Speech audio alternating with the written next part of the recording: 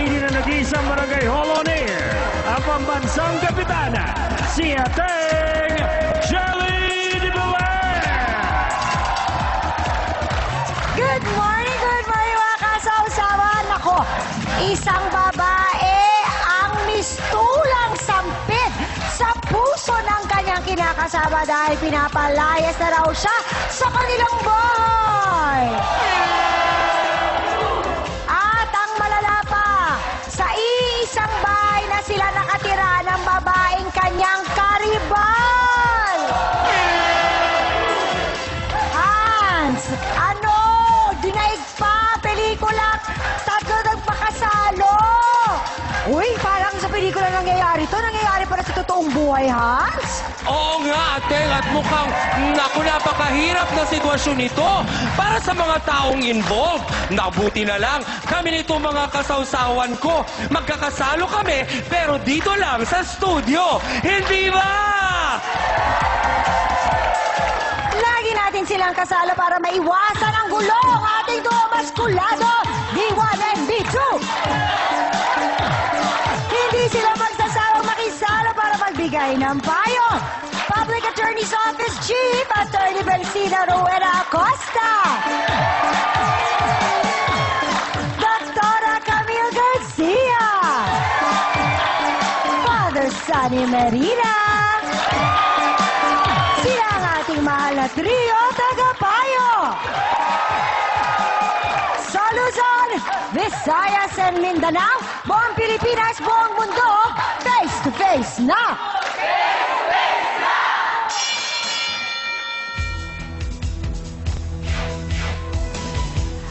Napakasakit raw para sa kanya na makita at tanggaping meron siyang kasalo sa puso ng ama ng mga anak niya. E paano nga ba humantong sa ganito at napapayag kang masaktan ang puso mo? Gina Hagonoy, pasok! Please, please! Please, please! Hello, Gina. Po. Ano naman ang nangyari sa'yo? Ano ba itong kwento mo? Umpisaan mo, ano pangalan ng kinakasama mo? Ukong. Palayaw niya ukong. Ukong? Konti na lang, ukoy na. Gaano na ba kayo katagal nagsasama ito si Ukong? 12 years na ho. Uy, 12 years, matagal na. Ilan taong ka na ba? 32. Okay, so si Ukong, anong problema? Balita ko, may mga something na nangyayari sa bahay niyo. Ilan na ba ang anak ninyo ito si Ukong? 5. 5. Wow, ilan ang babae, ilan ang lalaki? 2 lalaki, 3 babae. 3 pa naman ang babae. Ilan taon na pinakamatanda? 9 years old. Ang pinakamatanda? Oo. Tapos ang pinakabata? 9 months. Wow! O sige, kwento mo sa amin, ano ba ang naging problema? Nung December po, parang naano ko na po sa kanya. May mga ginagawa siyang mali. Bakit? Ano yung kakaiba sa kanya? Hindi na ho siya minsan umuwi sa amin. Ay, hindi na umuwi. Tapos Saan siya natutulog? Hindi ko nga po alam eh. Hmm. Kasi tricycle driver ho siya. Mga December 23 na ho, dinala niya na yung babae na yan sa loob ng bahay namin. Dali, walang pasintabi? Wala Basta po. dala pag uwi niya, may kasama na siyang babae? Opo. Dahil wala po siyang respeto sa akin. Kayang-kaya niya po kasi ako. Teka, sino ba ang kasama niyo sa bahay maliban sa mga anak niyo? Tiyahin ko, tsaka yung pinsan niya. Okay, bakit mo nasabing kayang-kaya ka niya at wala siyang respeto? Dahil kung hindi may respeto po siya sa akin, hindi siya basta-basta magdadala ng babae dun sa loob ng bahay na tinitirahan namin. Eh, bakit ka pumayag? Dahil nga po, tuwing po nagsasalita ako sa kanya, ang katuwiran niya, palayasin nila ako. Eh, alam niya kung wala akong mapupuntahan eh. Dahil alam niya na mag-isa lang ako dito. Wala ka bang kamag-anak? Wala po. Wala kang kaibigan? Po. Lumayas po kasi ako sa amin. Taga saan ka ba? Samar po. Lumayas ka sa inyo. Ilan taong ka lang lumayas ka sa inyo? 15 years Saka old. tumira mula 15 years old ka, tsaka 20 years old. Dito po sa Maynila, naghanap po ako ng trabaho. Nung may trabaho po ako, saka ko po nakilala siya. Yun nga po, nagsama kami, dalawa doon kami tumira sa tiyahin niya. Ay, hindi mo tsahin. Tsahin niya. Okay, Kaya gano'n na nanonood lang ko din ang kanina eh. matrato sa akin nung tiyahin niya eh. Pati sila minamaltrato ka? Oo. Paano? Yung tiyahin niya ho, pag may ginagawa po ako sa bahay nila, mali, binabato niya ho ako ng kaldero pag Ha? walang pagkain. Tamad daw ho ako, samantalang ako naman gumagawa lahat ng trabaho doon. Ano naman nasabi ni Ukong pa nangyayari yung mga ganito? Wala po, dahil alam niyang ganun din sasabihin sa kanyang tiyahin niya, papalayasin nga kami dalawa. Ngayon, nung nagdala yung babae, gustong-gusto ho ng tiyahin niya. Parang kinunsinti niya Sino ba yung babaeng pamangkin yun? niya. Si Risa ho. Sino naman siya sa buhay ninyo? Bakit siya na... Ano yun? Yun ho ang babae na kinakasama ng asawa ko, yung kabit niya, dinala niyo sa loob ng bahay namin. Sandali muna, hindi ba siya nagulat na nandoon ka at ikaw yung nanay ng mga anak ni Ukong? Hindi ho, dahil siguro sa kalandian niya kaya hindi siya nagulat. Hindi tama itong nangyayaring ito. Mukhang alam niya kung may asawa ko eh. Nung dumating siya doon. Oo. O kahit na nandoon siya na nakatira. Hindi ka ba man na nagsabi na, Uy Risa, sandali. Hindi Ako ko ang kinakasama. Ako ang ina ng mga anak niya. Paghulos Dahil ang dili ka asawa- dyan sa mga pinag-aasta mo. Asawa ko, sinabihan ho niya ako na wag ko raw pakialaman niya kung hindi malilintikan ako sa kanya. Ba't ano gagawin niya pag nalintikan ka Kasi sa kung minsan kanya? ho, binabatok-batukan ako niyan eh. So natakot ka kay Ukong. O, ang inaano ko lang po, yung pag pinalayas nila ako, wala ako mapupuntahan. Hindi ko alam kung saan ako pupunta. Pati yung mga anak ko, baka hindi ko pa madala. Kasi sa research, ang balita namin, ako, nahuli mo daw sila na Oo. sasapin-sapin? Habang naglalaba ho ako, yung kortina po, yung electric pan, umano po sa kanila, kitang-kita ho ko talaga. Pero hindi ko talaga ano kasi, hindi ko pa alam gagawin ko eh. Umiyak na lang ako eh. Tapos ayon sa aming research, parang ikaw pa ngayon na nagiging kasambahay doon? Oo. Ikaw pa Nagawa nagsisilbi? pa nila akong katulong dun. Eh, paano yung mga bata? Nagtatrabaho naman si Ukong, so kumusta naman ang pagsustento? Maayos naman. Yung pera ho, doon niya na ho binibigay sa kabit niya. Kaya yung mga anak ko, siya Ano? mismo. Yung mga anak ko, inaano niya ho, parang inaano niya po yung loob ng mga anak ko, binibigyan niya ng pera. Kasi siya ho ang humahawak ng pera. Hindi So, na ho sa akin. nakakahiya naman humingi pa sa kanya para sa mga anak mo, gano'n? Oo. Ito ang naloloka ako. De ayon sa research, ultimo yung bra at panty nitong si Risa, ikaw ang naglalaba? Oo. Naman, Gina! Why?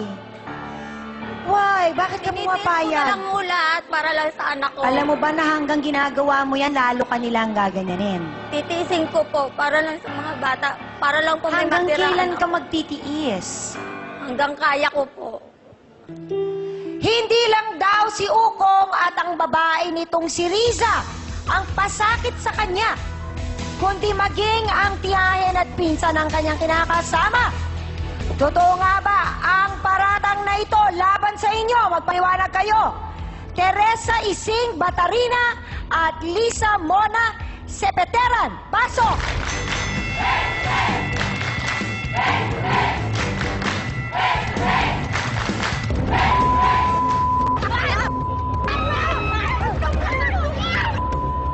Ay, talaga namang aalamin natin kung talagang ang pinahihirapan nila. Etong si Gina sa pagbabalik na. Okay lang sa inyo, nakikita ng mga bata na meron silang ina tapos yung tatay nila iba ang kasiping? Desisyon niya yun eh, mami. Okay lang sa'yo na parang nabababoy ang bahay ninyo?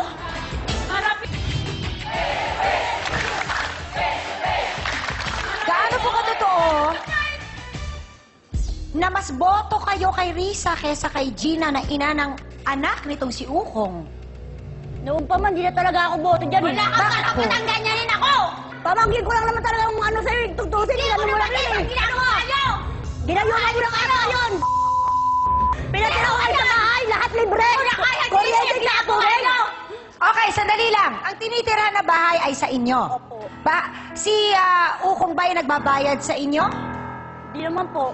Tagal ko na yung sinasabi sa pamangkin ko. Eh, Oh. walang binibigay, napupunta sa babae. Okay lang sa inyo, nakikita ng mga bata na meron silang ina tapos yung tatay nila iba ang kasiping? Desisyon niya yun eh, mami. Okay lang sa'yo na parang nabababoy ang bahay ninyo? Okay lang Bahay po. niyo yun? Okay lang po sa inyo yun? Okay lang po. Basta mahal po ng pamangkin ko, okay lang po. May asawa po kayo? Wala po. Kaya... Mona, ikaw? Meron po. Eh, paano kung yung asawa mo gano'n ang gawin sa'yo? Okay lang po. Ay, sabi mo lang yan. Walang babae na papayag na hindi masasaktan kapag ginawa yun sa kanila ng kanilang mahal. Eh, kay ginagawa niyo pa palang kasambahay ito eh. Kasi nga, hindi nagbibigay, eh di dapat tumulong sa bahay. Ginawa ka namin katulong ka mo, palamunin ka nga lang eh. Ang tanong ko po, Aling Ising, no? Totoo ba na binato mo na to ng kaldero? Opo. Bakit ano nangyari nung mga panahon na yon? Eh, galing ako sa pagtitinda. Siyempre, gutom na gutom ko. Alam ko may pagkain. May Bakit? sinain. Pagdating ko wala, siyempre, galing ako sa paghahanap buhay, tapos wala kang madatan ng pagkain. Binato ko sa kanya. Eh, ba't naman siya ang binaton nyo? Sana nagalit na lang kayo. Walang laman, inubos niya ng mga anak niya, tsaka siya eh. Kahit mo lang, di man lang nagtira.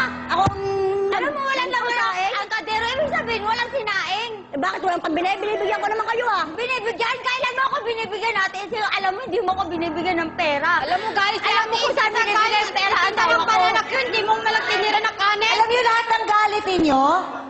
Kung nag-iiwan ng pera ito si Ukong, siguro yung kalan na yun may pagkain.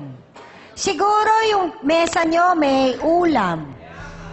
Siguro kung hindi niya binibigay, hinahati pa. Maliban sa 5 anak niya at si Gina, may risa pa siya. Parang ang laki-laki na kinikita niya. Hindi na kayo naawa. Diyos ko, babae pa naman kayo. Babae pa naman kayo. Sabihin natin may ugali itong si Gina. O ano, kailangan pagtulungan? 4 kayo eh. Isa lang siya. Tapos ang ginagawa niyo sa kanya, parang nabablackmail siya na pag hindi ka umayos, ay lalayas ka dito. Kasi alam niyong wala siyang pupuntahan. Ako may question. Kay Nanay Ising, sa kanilang tatlo, magkano po ba kinikita nung ukong sa isang araw? Ano po, nagbabiyahe po siya ng tricycle.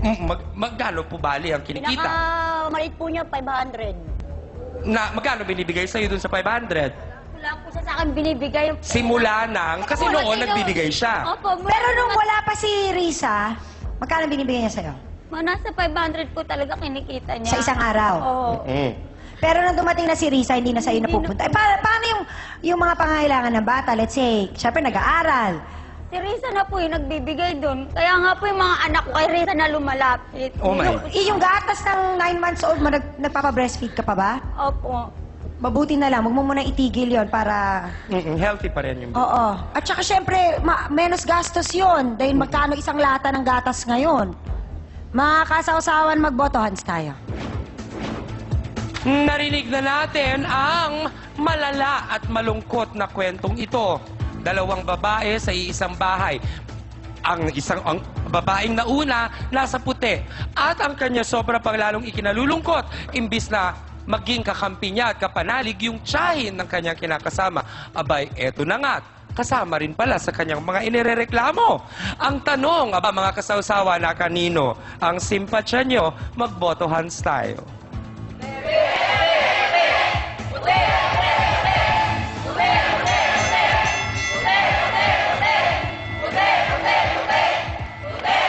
Malinaw na malinaw, ate.